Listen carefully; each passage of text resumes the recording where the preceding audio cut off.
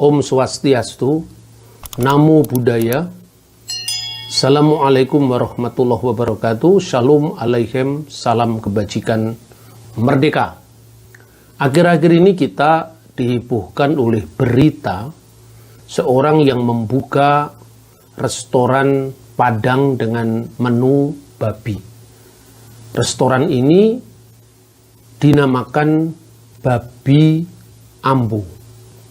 Jadi artinya memang pemilik restoran ini secara terus terang mengatakan bahwa restorannya memang tidak halal menurut klasifikasi Islam. Tetapi reaksi terhadap restoran ini beragam dan kadang saya nilai agak berlebihan. Misalnya seperti yang disampaikan oleh salah seorang dari petinggi Majelis Ulama Indonesia. Bahkan Ibu Khofifah Indar Parawansa, Gubernur Jawa Timur, juga mengomentari bahkan mereaksi kejadian ini menurut saya ya agak berlebihan juga, sampai beliau masuk ke salah satu dari restoran Padang di Surabaya hanya untuk memastikan apakah restoran tersebut ada menu babi atau tidak.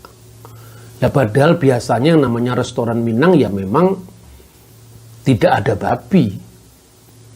Sedangkan kalau di Jakarta dibuka Babi Ambo kan jelas-jelas namanya itu memang tidak halal secara Islam. Ini hanya sekelumit contoh bagaimana proses kita dalam berbangsa bernegara yang dilandasi oleh komitmen Bhinneka Tunggal Ika ini belum tuntas dan masih memerlukan jalan panjang lagi. Mungkin kita bisa melihat kasus demi kasus dari budaya Nusantara yang sangat beragam ini. Sekarang mari kita lihat masyarakat Minang. Sebelum abad 13 pengaruh Hindu dan Buddha masuk, masyarakat Minang sebagian besar adalah menganut ajaran agama lokal atau folk religion, tetapi agama juga. Kemudian pada zaman Singasari, Raja Kertanegara dengan programnya yang dinamakan Ekspedisi Pamalayu mulai menancapkan pengaruh Hindu-Buddha di wilayah Minang. Program itu dinamakan Cakrawala Mandala Dwipantara. Cakrawala artinya pendekatan yang holistik, luas. Mandala itu rumah besar. Impian dari sang Raja Singasari itu membangun rumah besar Dwipantara. Dwipa itu artinya pulau dan antara itu seberang. Pulau-pulau di seberang. Ungkapan ini mula-mula muncul dalam sejumlah sastra Purana Hindu pada masa sebelum Masehi yang menyebut wilayah negeri di lautan Hindia yang dilihat dari benua India yang disebutnya sebagai Jambu Dwipa, pulau blueberry, karena benua India itu mirip dengan blueberry. Sementara daerah yang di seberangnya itu dinamakan Dwipantara. Istilah Dwipantara ini juga disebut di dalam syair Kalidasa yang ditulis pada abad keempat. Kemudian Kertanegara menjadikan nama ini sebagai nama wilayah yang nantinya disebut Indonesia. Dalam bahasa Jawa kuno Nusantara sebagai padanan dari bahasa Sanskerta Dwipantara. Bedanya kalau sejumlah sastra India melihat pulau-pulau di antara dilihat dari India, Kertanegara melihat pulau-pulau di luar Jawa karena dilihat dari Pulau Jawa sebagai pusat kerajaan saat itu. Nah, sejak saat itu pengaruh Hindu-Buddha memasuki Minang. Kemudian berikutnya lagi, menurut catatan kronik Cina di tahun 1377, ada utusan yang minta kepada Kaisar Cina untuk mengesahkan atau meminta pengakuan atas wilayah kerajaan yang dipimpin oleh Aditya Warman yang diteruskan oleh putranya. Dan itu disebut sebagai kerajaan Sanfusi yang tidak lain adalah mungkin merujuk kepada wilayah yang sama. Nah, saudara-saudara, Islam itu baru masuk ke wilayah Minang itu kira-kira ya awal abad ke-14. Dan ini salah satu yang bisa dilihat dari catatan seorang Portugis namanya Tommy Pires yang waktu itu melakukan kunjungan ke tanah Nusantara dan menulis dalam bukunya yang berjudul Suma Oriental. Dalam buku ini disebutkan kira-kira, saudara-saudara, pada tahun 1513 sampai tahun 1515 itu dia mencatat bahwa ada 3 raja di wilayah Minangkabau itu hanya ada 1 raja yang memeluk agama Islam. Jadi artinya proses Islamisasi Minang itu berjalan cukup lama. Sampai kemudian di abad 19 itu ada pertarungan antara nilai-nilai lokal dari masyarakat Minang. Misalnya dalam sistem kekerabatan yang bersifat matrilineal dengan masuknya Islam yang menganut sistem kekerabatan yang bersifat patrilineal akhirnya melahirkan antara kaum patri yang mendasarkan Islam sebagai anutan dalam mengelola masyarakat dan kaum adat. Lalu pertarungan antara 2 kelompok ini, kaum patri diwakili oleh Harimau nan Salapan, sedangkan kaum adat diwakili oleh Sultan Arifin Muningsyah. Yang perang itu terjadi antara tahun 1803 sampai 1838. Ketika kemudian kaum adat ini terdesak oleh kaum patri, pada tahun 1821 kaum adat itu minta bantuan kepada Belanda. Dan akhirnya perang patri ini ditarik menjadi perang melawan penjajah. Padahal aslinya dahulu adalah perang antara kaum adat yang menganut kepercayaan lama atau paradigma lama dengan kaum patri yang ingin Islam lebih dominan di dalam mengelola masyarakat Minang. Dan itu yang diwakili dalam ungkapan adat Basandi Sarak, Sarak Basandi Kitabullah. Nah, ini suatu aturan yang sifatnya hierarki ketaatan, mirip dengan teori Stephen atau Stephen teori pada masa modern. Dan sebetulnya teori tentang hierarki ketaatan ini tidak baru pertama kali muncul dalam masyarakat Nusantara kuno. Pada kira-kira abad ke-7 atau abad ke-6 itu ada sastra Sunda yang dikenal Siska Kanda Ingkarsian. Itu juga mengenal semacam hierarki ketaatan yang diungkapkan dengan ungkapan Mangku bumi bakti di ratu, ratu bakti di dewata, dewata bakti di yang. Seperti mangku bumi taat kepada pimpinan yang di atasnya yaitu raja, dan raja taat kepada dewata, sedangkan dewata taat kepada yang, yaitu konsep ketuhanan yang merangkul dan merangkum baik itu agama Siwa maupun agama Buddha.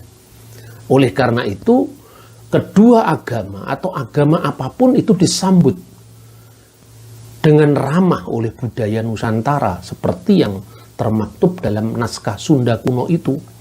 Makanya Hindu diberi salam Hongkara Nama Siwa, sementara Buddha juga disambut tidak kalah ramahnya. Sembah ring hulun disang panca tata gata. Itu semua demi kebaikan. Demi kebaikan masyarakat Sunda kuno pada saat itu. Jadi kalau dibandingkan antara ungkapan adat Basandi Sarak, Sarak Basandi Kitabullah, itu memang mirip dengan mangku bumi bakti di ratu, ratu bakti di dewata, dewata bakti di yang. Hanya bedanya ungkapan adat Basandi Sarak itu bercorak hierarkis tunggal. Karena toh ketaatan tertinggi itu diberikan pada Kitabullah menurut konsep Islam. Sehingga agama-agama lain tentu tidak mendapatkan tempat yang dominan seperti agama Islam. Dan ini berbeda dengan konsep Mangkubumi bakti di ratu. Ratu bakti di dewata, artinya raja, pemimpin tertinggi di dunia ini berbakti kepada dewata. Tentu dewatanya tidak kelihatan. Artinya dewatanya tidak bisa langsung diverifikasi kebenarannya, apakah yang benar Hindu atau yang benar Buddha. Karena pada zaman dulu orang merayakan keberagaman. Dan itu sangat penting. Tetapi ketika seorang menganut agamanya paling baik, agamanya paling final, maka ingat pula bahwa orang lain juga memiliki pandangan yang sama. Bahwa agamanya paling baik, agamanya paling final. Makanya untuk menjembatani perbedaan itu, agama-agama itu diakui tetapi direfleksikan kembali di bawah konsep ketuhanan yang Maha Esa yang disebut Yang. Dan kata Yang itulah yang sampai sekarang terpelihara lewat ungkapan sembahyang, artinya menyembah Tuhan. Ini kearifan lokal yang luar biasa. Dan dalam bina negara akhirnya apa? Puncaknya di masa Majapahit misalnya sebagai salah satu contoh, maka yang bersifat hierarkis, kolegial, artinya agama-agama itu diakui setara. Di depan hukum memiliki hak yang sama, maka negara melindungi semua agama itu. Dan negara tidak pernah memasuki wilayah privat suatu agama yang diserahkan pada agama masing-masing.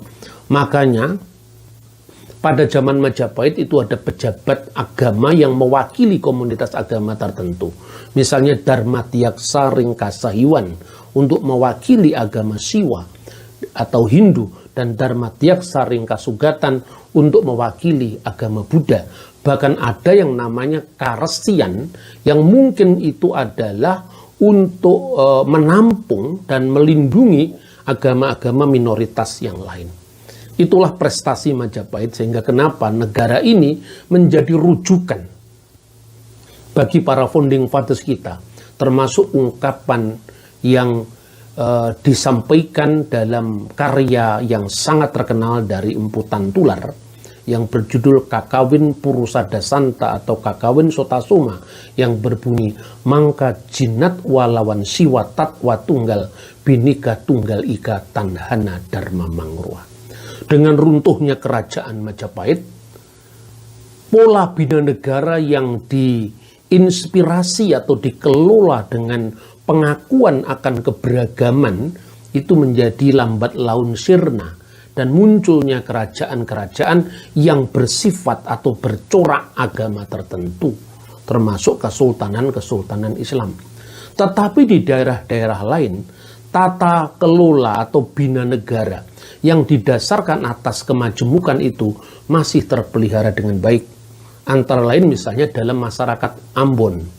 Dalam masyarakat Ambon itu ada pola tradisional yang mengikat umat yang berbeda agama di masyarakat Ambon itu, yaitu pela gandong. Jikalau marga yang beragama Kristen atau marga yang beragama Islam, keduanya mengikat hubungan pela, maka di situ terjadi kerjasama yang baik. Apabila orang Islam atau marga yang beragama Islam itu mendirikan masjid, maka marga Kristen yang terikat pela itu akan merealisasikan pembangunan masjid. Apabila marga Kristen akan membangun gereja, maka warga Muslim yang terikat pela dengan marga Kristen tadi yang membangunkan gereja. Dan itu pola yang sangat baik yang sebetulnya meneruskan bina negara atau tata kelola kenegaraan yang diinspirasi oleh Sesanti Binika Tunggal Ika Tanhana Dharma Mangrua. Perjalanan bangsa ini ternyata panjang, dan proses untuk menemukan kembali bina negara yang benar-benar didasarkan atas Binika Tunggal Ika itu tentu juga sepanjang dari sejarah negeri ini, yang saya yakin sekarang ini memang masih dalam proses terus-menerus untuk mengIndonesia dan tak kunjung selesai. Oleh karena itu saudara-saudara, menjelang kemerdekaan negeri ini, para pemimpin kita bersidang di BPUPKI, Dokoritsu Chunbi Chosake. Dan dalam sidang tanggal 11 Juli tahun 45, ini mengemuka proses bernegara yang didasarkan atas pengakuan akan kemajemukan di mana agama-agama itu setara, ataukah kita menerima konsep piagam Jakarta dengan rumusan ketuhanan dengan kewajiban menjalankan syariah Islam bagi pemeluk-pemeluknya. Dan itu ternyata mengemuka kembali, meskipun sebetulnya Bung Karno dalam pidato 1 Juni sudah sangat tegas mengatakan, hatiku akan berpesta raya apabila Indonesia merdeka yang didirikan itu asasnya ketuhanan yang Maha Esa. Dan asas ketuhanan yang Maha Esa itu implikasinya atau pelaksanaannya adalah ketuhanan tanpa egoisme agama.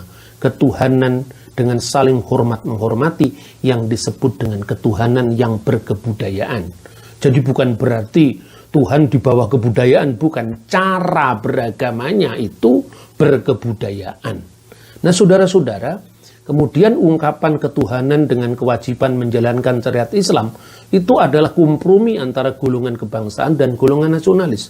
Pada tanggal 11 Juli tahun 1945, dan Anda bisa membaca dari notulen sidang BPUPKI lewat buku yang sudah diterbitkan, dan ini berdasarkan notulen asli yang dahulu pernah dihilangkan oleh Profesor Muhammad Yamin, tapi baru-baru ini ditemukan kembali di Puri Mangkunegaran, dan sekarang sudah diberi catatan-catatan dari Raden Mas A.B. Kusuma, diterbitkan oleh Badan Penerbit Fakultas Hukum Universitas Indonesia. Nah, di dalam persidangan tanggal 11 Juli itu, Mr. Latu Harhari dari Ambon mempersoalkan, menghadapi pertanyaan Bung Karno, menjawab pertanyaan Bung Karno.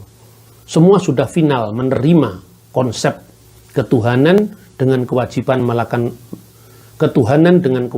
melaksanakan syariat Islam bagi pemeluk-pemeluknya. Kemudian Latu Harhari keberatan. Kenapa?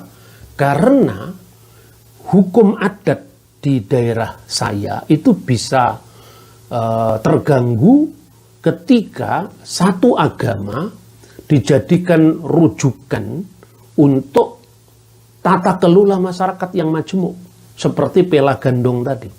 Itu agak berbeda dengan adat Basandi Sarak, Sarak Basandi Kitabullah dalam masyarakat Minang. Lalu Bung Karno mengatakan, kita jangan mementahkan kembali kesepakatan yang ada ini. Dan kemudian Haji Agus Salim yang juga berasal dari Minang menjelaskan bagaimana tentang tata kelola masyarakat Minang berdasarkan adat Basandi Sarak, Sarak Basandi Kitabullah. Sekalipun pada akhirnya keberatan dari masyarakat Indonesia bagian timur yang juga disuarakan oleh Mr. Latu Harhari sebagai juru bicaranya, akhirnya para founding fathers itu dengan jiwa yang sangat terbuka agar kembali kepada rumusan semula yang ditawarkan Bung Karno, yaitu ketuhanan yang Maha Esa. Nah, antara adat Basandi Sarak yang bersifat hierarkis tunggal itu tentu berbeda dengan Mangkubumi Bakti di Ratu, Ratu Bakti di Dewata, Dewata Bakti di yang bersifat hierarkis kolegial.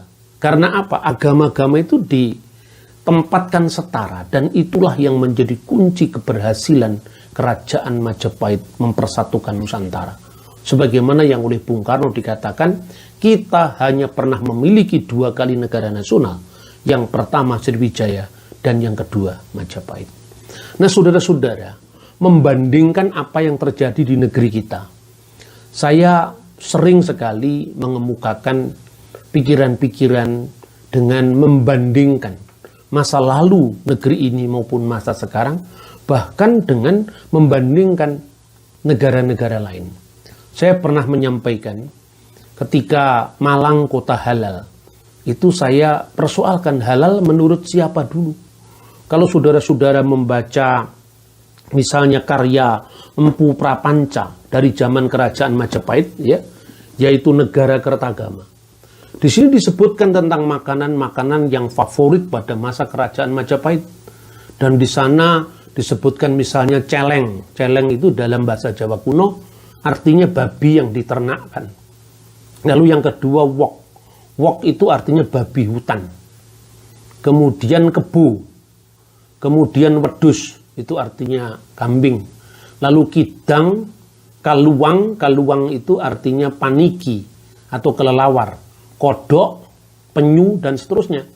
Dan artinya apa? Dalam konteks masyarakat Majapahit, sapi tidak dimasukkan karena sapi itu adalah binatang yang menjadi simbol dari kendaraan siwa sehingga tidak boleh dimakan. Maka ada pergeseran ketika masuknya agama Islam.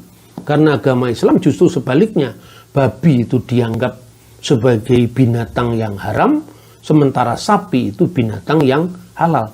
Dan proses transisi ini dilewati tidak mudah. Dan ketika salah seorang dari Wali Songo, yaitu Sunan Ampel, nama Tionghoanya itu adalah Bong Swihu, itu pernah ketika memperkenalkan agama baru yang namanya Islam, tentu itu dianggap asing bagi orang Majapahit. Maka di dalam kitab Babat Tanah Jawa, sekalipun itu ditulis di masa kemudian, tapi saya kira itu merupakan endapan dari peristiwa-peristiwa yang dikenang di dalam memori kolektif masyarakat pada waktu itu. Dan itu disampaikan dalam Pupuh Dandang Gulo ketika masyarakat Majapahit mengejek Sunan Ampel karena tidak makan babi. Nulyo ono wong enom sawiji. Kemudian ada seorang muda moro ngucap maring putra Cempo, yoiku kurang pikire. Pemuda tadi mengucap kepada putra Cempo yang tidak lain adalah sang putra Campa, yaitu Sunan Ampel. Itu dianggap pikirannya tidak beres, kurang pikire. Babi gurih datanayon, kodok kungkang datan pinukti. Bagaimana mungkin babi yang harum itu dijauhi, tidak dimakan, kodok kungkang juga tidak dimakan, tapi, nah ini yang menarik, amileh daging mindo ambune kang prengu, tetapi dia memilih daging kambing yang baunya tidak sedap. Tapi apa reaksi dari Kanjeng Sunan Ampel? Dia tidak marah. Ananging sang putra Cempo datan duka maring bocah Mojopahit, milo lare seh neman, sebab dia masih muda. Jadi alangkah indahnya kalau setiap agama itu bisa bertinggang rasa, sekalipun dia diejek, tidak marah, tetapi menganggap bahwa ya dasar orang ini masih muda, maklumi saja. Dan kebijakan ini diteruskan oleh Kanjeng Sunan Kudus, di mana sampai saat ini demi menjaga hubungan baik dengan orang Hindu pada saat itu, orang Muslim pun rela tidak makan daging sapi dan diganti daging kerbau. Dan ini sesuatu yang indah yang juga diamanatkan oleh misalnya kitab Injil. Semua makanan itu adalah tahir, tetapi celakalah orang yang karena makanannya saudaranya jadi tersandung. Dan inilah yang menjadi sikap bagaimana gereja mula-mula menghadapi kontroversi antara umat Kristen yang mengikuti hukum Musa atau Taryag Misfot Mose, 613 hukum Musa yang dirumuskan oleh para rabi kemudian, tetapi prinsip-prinsipnya sudah ada di zaman Kristus, dengan umat Kristen yang bukan Yahudi, yang memang sejak semula tidak diwajibkan mengikuti hukum Musa, tetapi mengikuti hukum Nuh. Nah, saudara-saudara, ini juga sering menjadi kesalahpahaman ya, sebagaimana kesalahpahaman soal makanan tadi. Ya, misalnya ketika negara Kertagama justru memasukkan daging-daging yang oleh Islam dianggap itu sebagai daging yang tidak boleh dimakan atau haram, tapi justru dalam masa Majapahit agama Hindu yang menjadi pedoman itu boleh dimakan. Sapi malah tidak boleh dimakan. Jadi haram itu menurut siapa dulu. Bahkan kalau di dalam Alkitab, saudara-saudara, bahkan kalau di dalam Alkitab, ungkapan Ibrani tame itu artinya diterjemahkan dalam bahasa Indonesia haram. Itu tidak merujuk kepada binatang-binatang yang najis atau tidak bersih secara higienis, tidak. Tetapi artinya binatang yang tidak layak untuk dijadikan korban menurut kitab Taurat. Tetapi orang Yahudi mengakui bahwa bangsa lain itu memiliki korbannya masing-masing yang diizinkan oleh Tuhan. Misalnya bangsa Arab, korbannya unta. Bangsa Aram, seperti termaktub di dalam prasasti Bileam Barbeor, yang sosoknya juga disebut dalam kitab Bilangan, itu korbannya babi. Dan itu tidak ada masalah di dalam kitab Taurat. Nah, kita bisa langsung membaca rujukannya. Bagaimana orang Yahudi memahami, ini karena Kristen tidak bisa lepas dari Yudaisme, bagaimana orang Yahudi memahami peraturan tentang kasrut. Kasrut itu kosher, lo kosher, mana yang tahir, mana yang tidak tahir untuk dimakan dalam konteks Yudaisme. Kita bisa membaca kitab Taurat langsung ya. Artinya ketika orang Kristen membaca Taurat itu ya sama dengan Tauratnya Yahudi. Sekalipun di dalam hal penafsiran tentang kedatangan Mesias itu berbeda. Jadi tidak benar kalau dikatakan kitab Taurat itu palsu. Bagaimana palsu? Hampir 2000 tahun kekristenan telah berpisah dengan Yahudi, kitabnya masih sama. Dan ini adalah Torahnya Yahudi. Saya menganggap ini kitab suci yang sama, yang saya imani di dalam Kristus. Karena apa? Kekristenan itu dulunya muncul dari bagian Yudaisme. Dan di dalam kitab Torah secara khusus disebutkan di dalam Ele Hadivarim, pasal 6 ayat 20. Kiyis aleha bin kamahar limor. Dan apabila di kemudian hari anak-anakmu itu bertanya, maha edot, apakah peringatan-peringatan, viha hukim, atau ketentuan-ketentuan, viha mispatim, atau peraturan-peraturan, asher adunai elohenu etchem, yang ditetapkan oleh Tuhan, sembahan kamu, ilah kamu. Maka jawablah ayat-ayat berikutnya. Jadi di sini dalam hukum Yahudi ini saya ulang-ulang supaya kita paham. Yang pertama apa yang dikenal ha'edot. Itu artinya peringatan-peringatan. Ini hanya berlaku bagi orang Yahudi. Misalnya peringatan-peringatan tentang perayaan-perayaan. Misalnya Sabat itu hanya berlaku bagi orang Yahudi. Tidak berlaku bagi Goyim. Karena apa? Maka di dalam masyarakat Yahudi sampai di zaman sekarang pun ada yang dinamakan Sabat Goy. Jadi orang-orang bukan Yahudi boleh bekerja untuk orang Yahudi di restoran-restoran misalnya pada hari Sabat. Ini bukti bahwa sejak semula memang tidak ada pemaksaan hukum edot ini kepada orang bukan Yahudi. Yang kedua, VH hukim. Artinya apa? Hukim itu adalah aturan hukum yang tidak ada alasan. Dan masuk dalam aturan itu Imamat pasal 11. Tidak boleh makan misalnya onta, pelanduk, kelinci, babi, tidak boleh. Jadi derajat dilarangnya makan babi itu sama dengan derajat dilarangnya makan onta atau sate kelinci. Jadi artinya apa? Hukum Yahudi ini dari awal memang seperti itu. Baru yang terakhir yang disebut hamis patim. Hamis patim itu peraturan-peraturan yang sifatnya universal. Jangan mencuri, jangan membunuh, jangan berzina. Itu sifatnya universal. Nah oleh karena itu, saudara-saudara, maka penjelasan dari 3 hukum itu akhirnya diungkapkan lebih lanjut oleh para rabi dalam Talmud Babli atau Talmud Yerusalmi.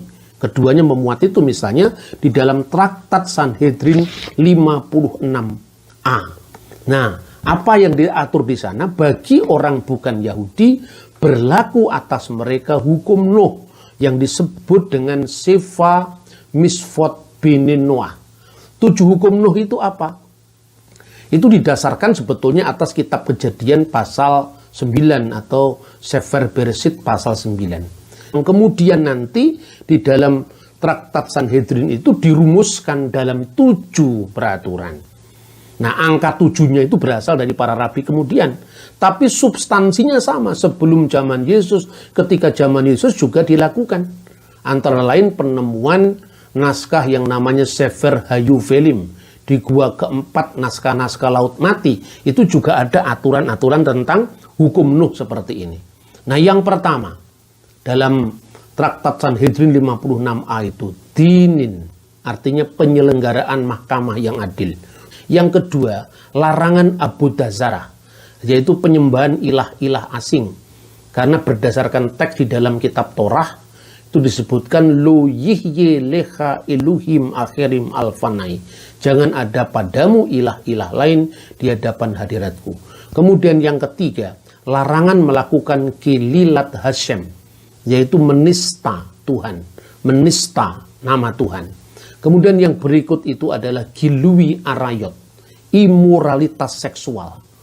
Ya, kemudian berikutnya vegesel. Gesel itu artinya kekerasan, perampokan. Dan berikutnya lagi adalah sifikut damim, yaitu melakukan kekerasan, penumpahan darah, pembunuhan. Dan yang terakhir, yang ketujuh, itu yang disebut ve'efer min hakai, yang artinya memakan binatang yang mati dicekik, di mana darahnya yang adalah simbol kehidupan masih ada di dalamnya. Oleh karena itu, menurut kriteria orang Yahudi sampai hari ini, dari dulu sampai sekarang, kalau kita menyembelih domba atau kambing atau sapi yang tidak memenuhi syarat, termasuk misalnya menganiaya binatang, maka dagingnya itu diklasifikasi sebagai bangkai. Jadi kalau itu tidak memenuhi syarat bagi hukum Yahudi, boleh dijual kepada orang bukan Yahudi. Jadi bukan berarti orang Yahudi merestui bangsa lain makan bangkai, bukan. Bangkai di sini artinya binatang yang tidak memenuhi syarat ketika penyembeliannya menurut hukum Yahudi. Nah, inilah saudara-saudara hukum yang sejak zaman Musa berlaku, dan menurut nubuat Nabi Amos nanti di zaman Mesias antara bangsa-bangsa bukan Yahudi dan Yahudi itu dipersatukan. Makanya pada zaman gereja mula-mula, umat Kristen itu kan memiliki 2 latar belakang. Yang pertama, orang-orang yang berlatar belakang Yahudi. Itu tetap berlaku atas hukum Musa, yang kemudian diklasifikasikan sebagai Taryak Misfot Moshe. Tetap berlaku. Makanya namanya Petrus, Paulus, Andreas itu pasti tidak pernah makan babi. Tapi bagaimana dengan bangsa-bangsa lain yang sejak awal memang tidak berlaku atas mereka hukum Musa. Dan itu menurut catatan Taurat sendiri. Menurut tafsir Yahudi sendiri, misalnya Traktat Sanhedrin yang saya sebut tadi. Tidak dipersalahkan. Makanya muncullah orang-orang Kristen dari latar belakang Yahudi, pusatnya di Yerusalem, yang dipimpin oleh Rasul Yakobus, saudara Kristus, dan gereja Antioquia di Syria yang berasal dari mereka-mereka yang bukan Yahudi, dan sejak semula mereka makan babi, makan onta, dan itu dijamin oleh kitab Torah, saudara-saudara. Makanya dari kalangan orang Yahudi itu sendiri, Kristen yang berlatar belakang Yahudi itu ada 2 kelompok.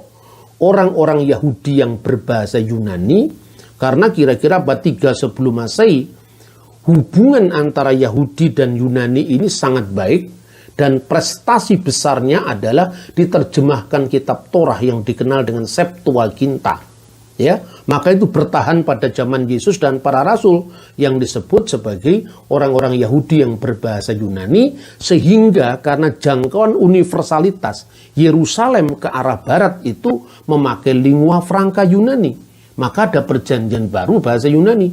Sementara yang di sebelah timur ke arah selatan dan timur itu berbahasa Aram, maka ada orang Yahudi yang berbahasa Aram atau orang Ibrani.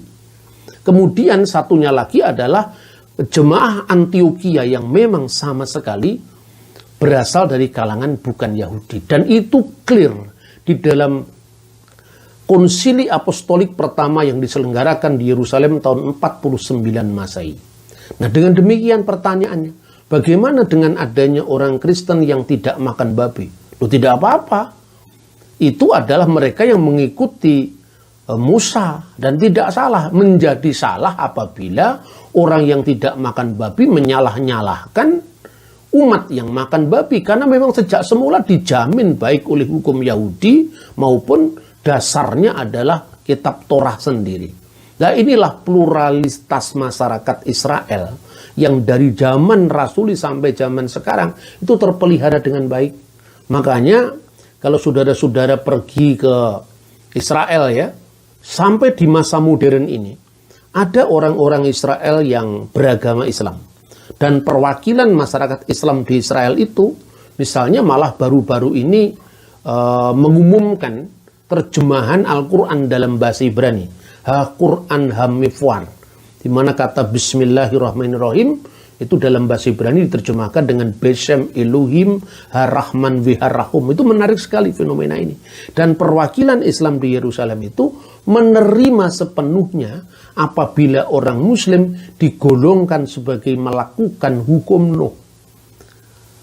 Ungkapan yang disebut 7 hukum bagi Bani Nuh dalam bahasa Ibrani Sefa Misfot Bini Noah, itu diterjemahkan dalam bahasa Arab menjadi Sab'ah Wasaya Abna Nuh. Dengan demikian Islam diklasifikasikan sebagai berlaku atas hukum Nuh, tidak berlaku atas hukum Taurat. Kenapa? Karena orang Islam boleh berkorban unta, karena orang Islam boleh makan kelinci, karena orang Islam boleh makan daging bersama susu induknya yang tidak boleh bagi orang Yahudi. Jadi sebetulnya Muslim maupun Kristen bukan Yahudi itu statusnya sama, yaitu melakukan hukum Nuh, bukan melakukan hukum Musa. Maka tidak benar kalau ada orang yang menuduh Paulus telah membebaskan kita dari hukum Taurat. Mana yang dibebaskan oleh Paulus? Ketika Paulus melarang Titus untuk disunat, karena memang Titus adalah orang Yunani yang tidak berlaku hukum Yahudi atau hukum Musa. Tetapi Paulus menyunatkan Timotius, yang jelas-jelas ibunya adalah Yahudi. Jadi model-model seperti ini rasanya perlu dicontoh orang Indonesia. Orang Israel itu kalau bicara tentang kosher, itu lebih dari halal. Karena apa? Orang Islam masih boleh makan kelinci, boleh makan daging dengan susu induknya, masih boleh makan cumi-cumi, masih boleh makan unta. Tapi orang Yahudi lebih daripada halalnya Islam. Tapi mereka mengizinkan ada McD yang berwarna merah, yang ditulis low kosher, itu artinya tidak halal. Misalnya membuat burger, di mana susunya dengan dagingnya dimakan bersama. Itu tidak memenuhi hukum Taurat. Tetapi berdampingan dengan McD yang berwarna biru yang tertulis kosher. Alangkah baiknya kalau pola-pola seperti ini bisa dilakukan di Indonesia.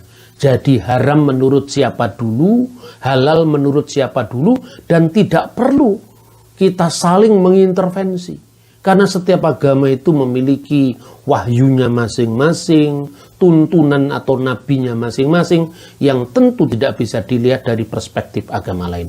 Semoga Indonesia diberikan kelapangan cakrawala untuk melihat masa depan. Sehingga bercakrawala semesta itu akan membebaskan negeri ini dari sekat-sekat primordialisme, sekat-sekat fanatisme yang sempit dan pengap, yang tidak bisa menatap masa depan Indonesia yang dari semula oleh Tuhan diizinkan beroman muka binika tunggal ika, berbeda-beda tetapi tetap satu.